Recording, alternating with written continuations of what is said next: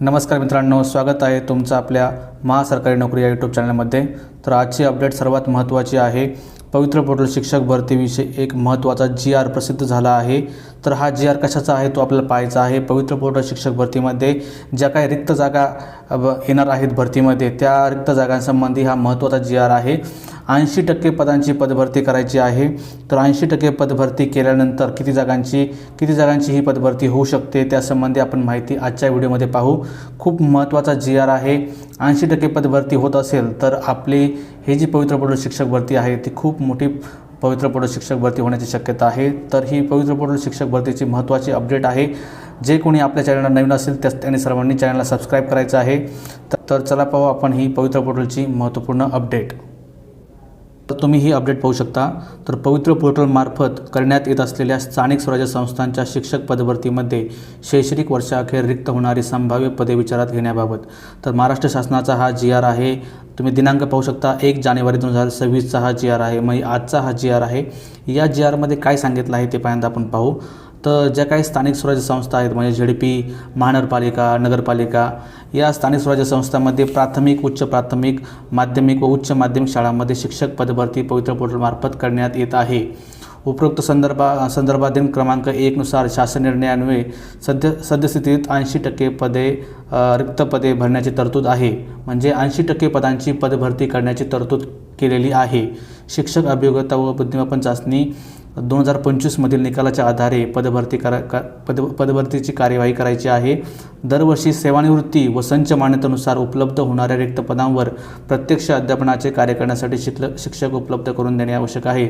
म्हणजे शिक्षक आपली जी टेट परीक्षा झाली आहे, शिक्षक अभियोग्यता व बुद्धिमत्ता चाचणी, तर या परीक्षेच्या निकालाच्या आधारावर ही पदभरती करायची आहे। आणि पदभरती करताना जे शिक्षक सेवानिवृत्ती होणार आहेत मे महिन्याच्या अखेरपर्यंत, मे 2026 पर्यंत जे शिक्षक सेवानिवृत्त होणार आहेत त्यांचीसुद्धा गणना रिक्त पदांमध्ये करायची आहे।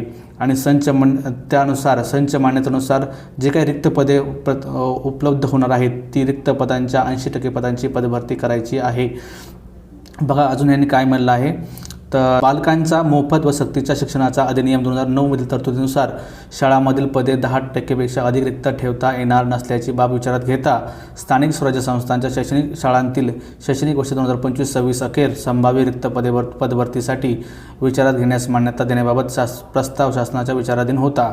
म्हणजे 10% पेक्षा जास्त रिक्त पदे ही आपण स्थानिक स्वराज्य संस्थांच्या किंवा कोणत्याही शाळा कॉलेजमध्ये आपण रिक्त ठेवू शकत नाही, कोणत्या कायद्यानुसार RT 2009 नुसार। तर आता शासन निर्णय काय घेतला आहे ते पहा। राज्यातील स्थानिक स्वराज्य संस्थांच्या प्राथमिक, उच्च प्राथमिक, माध्यमिक व उच्च माध्यमिक शाळांतील त्या शाळांच्या संच मान्यतेनुसार शैक्षणिक वर्ष 2025-26 अखेर म्हणजेच मे 2026 अखेर संभाव्य रिक्त होणारी पदे विचारात घेऊन, म्हणजे मे 2026 पर्यंतची रिक्त होणारी पदे विचारात घ्यायची आहेत। म्हणजे जर मे 2026 पर्यंतची रिक्त पदे विचारात घेतली तर ही पदभरती खूप मोठी होऊ शकते। कारण सेवानिवृत्तीचे बरेचसे शिक्षक हे मे महिन्यापर्यंत सेवानिवृत्त होत आहेत, त्यामुळे त्यांची गणना रिक्त पदांमध्ये होणार आहेत। त्याचबरोबर संच मान्यतेनुसार सुद्धा बरेचशी पदे रिक्त दिसणार आहेत आपल्याला। आणि आता पुढे काय म्हणलं आहे ते पहा। रिक्त होणारी पदे विचारात घेऊन संदर्भ क्रमांक 1 नुसार येथील शासन निर्णयात नमूद मर्यादित शिक्षक अभियोग्यता व बुद्धिमत्ता चाचणी 2025 मधील गुणांकाच्या आधारे शिक्षक संवर्गातील पदभरती करण्यास शासनाची मान्यता प्रदान करण्यात येत आहे। म्हणजे आता मे 2026 पर्यंत जे काही पदे रिक्त असतील त्यानुसार पदभरती करायची आहे। खूप मोठी अपडेट आहे ही अपडेट। या अपडेटनुसार आपल्याला भरपूर जागा आता या शिक्षक भरतीमध्ये उपलब्ध होताना दिसतील। तर यामध्ये हा जो शासन निर्णय आहे आज प्रसिद्ध करण्यात आला आहे। आणि साधारणतः 15,000 पदांची ही काही शिक्षक भरती आहे ही येणाऱ्या काळामध्ये होऊ शकते। कारण आपल्याला माहिती आहे विधानसभेमध्ये उत्तर देताना शासनाने अशी माहिती दिली आहे की 15,000 पदांची जी काही शिक्षक भरती होऊ शकते। कारण 15,000 पर्यंत स्थानिक स्वराज्य संस्थांच्या जागा या रिक्त आहेत। तर ही खूप महत्त्वाची अपडेट आहे शिक्षक पदभरतीविषयी। अशाच प्रकारच्या नवनवीन अपडेट शिक्षक पदभरतीविषयीच्या रिक्त पदांसंबंधी, TET, CTET, टेट परीक्षेसंबंधी किंवा पवित्र पोर्टलच्या शिक्षक भरतीच्या सर्व प्रक्रियेसंबंधीच्या अपडेट्स आपण देत असतो।